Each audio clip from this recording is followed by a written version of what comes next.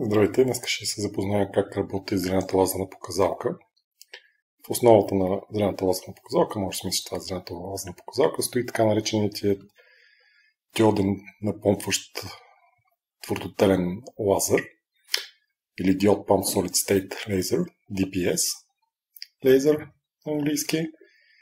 И тези лазери са на 532 нанометра, т.е. ако вашата зелена показалка е на 532 нанометра, можете си сигурни, че е на този принцип. И повечето зелени лазерни показалки са на този принцип. Което е комбинация от диоден лазер в невидимата област, в инфрачервената област, кристал и още един кристал, които преобразуват светлината от 800 нанометра до 1064 нанометра и после до 532 нанометра. Сега ще разгледаме подробно как работи лазерната показалка, след което ще направим и едно измерване на спектъра, типична зелена лазерна показалка на 532 нанометра, да видите, че има и още два лазерни пика, които са невидимата област, които могат да увредят вашето зрение. Затова ще го коментираме накрая.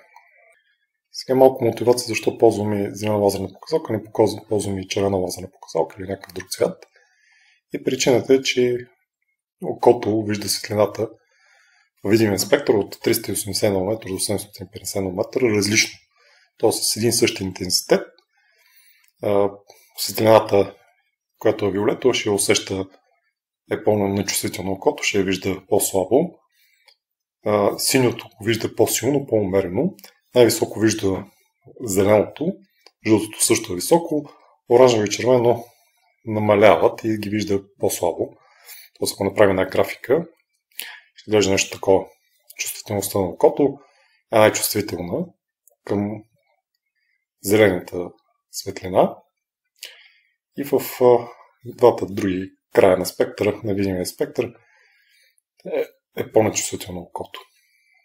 Така че ако използвате зелена лазерна показалка с по-малък интензитет, ще постигнете също, както да използвате червена лазерна показалка. Тоест, зелената лазерна показалка в дългосрочен вариант е по-икономична, защото хаби по-малко енергия. И това е една от причините хората да ползват зелена лазерна показалка. Ето една лазерна показалка, зелена лазерна показалка, която ако отворите, вътре ще има три части. Ще имате батерия, ще имате логическа платка, която управлява напрежението и тока на изхода, поддържа ги постоянни, стабилизира ги. И последната част е комбинация от инфрачервенен диод. Тук е диод на 804-808 нанометра. След което имате няколко кристала и генерирате зелена светлина. Така че ние ще се концентрираме върху тази част. Ето тук тази част, която се състои, ние ще разгледаме нея. Нека да го увеличим. Значи подава се напрежение. Тук имате лазерен диод, който е на 808 нанометра.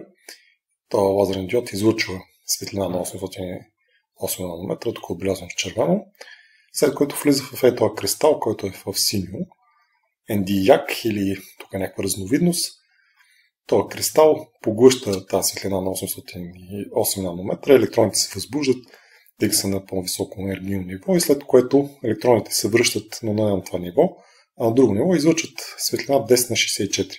Така че използвайки 808 нанометра диоден лазер, вие напомпвате тази среда и след това имате лазерно лъчение на 1064.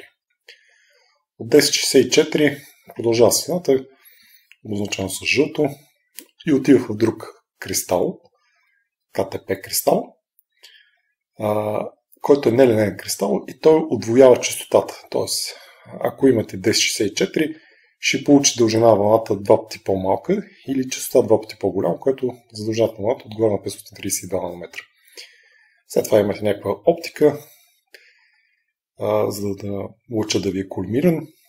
Имате инфрачервен филтър, който трябва да спира 808 или 1064 нанометри и да остава само зелената светлина. И след това имате някаква допълнителна оптика, в която може да сменяте фокуса на лазерното петно, дали е наблизко или надалече. Това е принципа на такъв лазерна показалка, зелена лазерна показалка, която е на 532 нанометра. DPS лазерна показалка. Но много често се случва, особено при китайски производители, които искат да бъдат конкурентоспособни на пазара, да намалят цената. Този филтър не го слагат, за да намалят цената на лазерната показалка. И тази светлина, която е в инфрачервената област, не я виждате, но тя е тук. Нещо повече, понеже има различни показатели на пречупване за тези дължини, вълните 532, 1064 и 808 са различни. И ако имате някакво отражение или пречупване, може зеления луч да върви в една посока, а те инфрачервените лъчи да върват в друга посока и те да се връщат в вашето око. И окото няма рефлекс, понеже не е виждан, няма рефлекс да се затвори. Както при зеленото, ако имате светкане с видимата област, примерно зеленото, тогава, ако ви светне и видима светлина, вие ще затворите окото за да се предпазите, но в инфрачервената област няма да го направите, той няма изграден рефлекс и ще ви изгори окото. Затова трябва да се внимава, когато си купувате лазерна показалка, да е от Европейския съюз, тогава да е сертифицирано с сертификат, или просто проверете лазерната показалка дали има лъчение на инфрачервената област. Сега ще направим няколко измервания с лазерни показалки от Китай, където те филтри всъщност ги няма и ще видите, че освен на 532 нанометра, има и пик на 800 и на 1064 нанометра. Също е добре да отбележим, че в последните години, значи от 2014 година, където се получи Нобелова награда по физика за разработването директно на лазерен диод на зелена и на синя светлина от трима японски учени, на пазара почват се появяват и директно лазерни показалки, които използват директно лазерен диод на зелената дължина на вълната, примерно 520 или 530 нанометра. Но ако 532 нанометра, може да сте сигурни, че принципът на действие е този. Те още са по-евтини и по-разпространени, отколкото директните лазерни диоди в зелено. Така се нека да направим няколко измервания, за да ви покажа, че те са опасни. Ще направим демонстрация, използвайки този спектрометър. Той е свързан с този кабел към компютъра. Това, което виждате на компютъра, е спектъра на светлината в момента. Видимият диапазон е по средата. Отдясно е инфрачервената, отляво ултравиолета.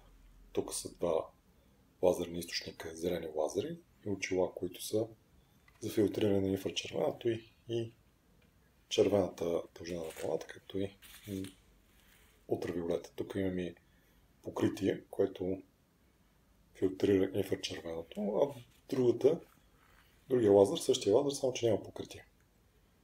Тоест този филтър аз допълнително съм го сложил, залепил съм го с силикон, тук няма. Сега ще пусна лазера, за да се види спектъра на нефилтрираната светлина, т.е. лазерната показалка, която идва от Китай направо. Само нагласяме зеления лазер да облъчва центъра и може да видите, че спектралната линия на 532 е там. Има още два пика на 808 и на 1064 нанометра. Леко ще отместа, за да може зеленото да не е точно в центъра и да се видят другите два пика. Те са малко отместени. А пък и доминиращите зелено потиска другите два пика, когато е в страни, се вижда другите два пика, това е на 808 нанометра. Сега ще филтрирам. Виждате, това е шума, който се вдига нагоре и то пик изчезна на 800 нанометра. Така че с филтър може да филтрирате лазерното лъчение. В случай използваме очилата, мога да включа и другия лазер, който съм сложил филтър. Махам очилата и отново имате пик на 808 нанометра. Проместа да се дойде зеленото е по-голямо и затова издига и другите два пика стават по-малки. Имаме на 1064, 532 и на 808, 810, те се променят, леко се шифтват. Но може да ги филтрираме с тях. Ето сега слагам очилата и тези два пика, които са в инфрачервената област, изчезват. Ако малко отместих и лазера. може да се види, че и двата пика изчезват, които ги има. Тоест в лазерната показалка, която идва от Китай, тези два пика ги има. Не са сложили филтър или филтъра не е качествен за инфрачервената област. И за това трябва да внимавате, като си купувате лазерна показалка от Китай. Ако ви е харесало видеото, може да дигнете един палец нагоре. Може да се запишете повече видеа за канала. Ако искате да учите физика, запишете се да учите физика в физически факултет на Софийския университет. Ето отново пика на 808 нанометра се вижда. Ако сложа очилата, ще го блокирам. Трябва да отместя и зеленото. Ето така отместено зеленото. И така, това за сега от мен. Ако ви е харесало видеото, един палец нагоре и до скоро. Чао!